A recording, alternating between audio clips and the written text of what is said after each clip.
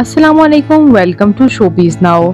आज की इस वीडियो में मैं बात करने जा रही हूँ अदाकार और सिंगर बिलाल अहमद खान के बारे में। ये कौन है, इनकी फैमिली में कौन कौन है, इनके बारे में मुकम्मल डिटेल्स आज की इस वीडियो में जानेंगे। उससे पहले अगर आप मेरे चैनल शोबीज नाउ पर नए हैं तो मेरे चैनल को ज़रूर सब्सक्राइब कर लें।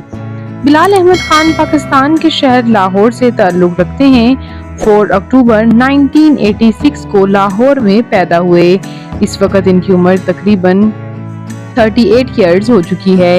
इन्होंने Lahore university of management science से बैचलर्स किया और उसके बाद as a singer, as a song writer और एज अ कंपोजर और इसके साथ साथ एज अ एक्टर भी सर्व कर रहे हैं। इन्होंने 2009 में शोबिज़ में कदम रखा। इन्होंने एल्बम उम्मीद 2009 में रिलीज किया और उसके बाद बचाना और कभी गम ना आए भी इनका काफी पसंद किए जाने वाला एल्बम रहा।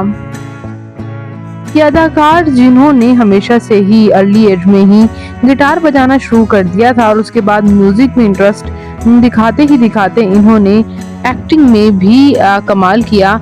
ये अदाकार ड्रामा सीरियल खामोशी में भी काम कर चुके हैं। सपोर्टिंग रोल में इनकी एक्टिंग को काफी पसंद किया गया।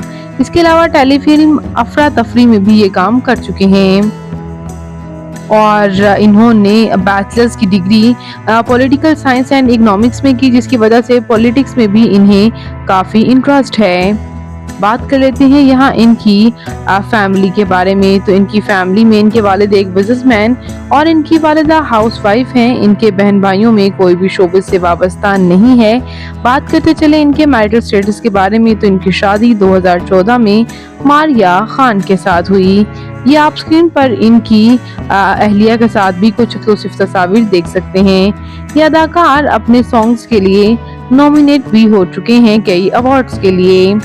तो ये बात कर लेते हैं यहाँ अब इनकी फिजिकल अपीयरेंस के बारे में। तो इनकी हाइट 5 फुट 11 इंच, इनका हेयर और आई कलर ब्लैक है, इनकी कम्प्लेक्शन फेयर है, इनका फेवरेट कलर ब्लैक, इनकी फेवरेट डेस्टिनेशन पाकिस्तान, इनकी हॉबी ट्रैवल करना और सिंगिंग करना भी है।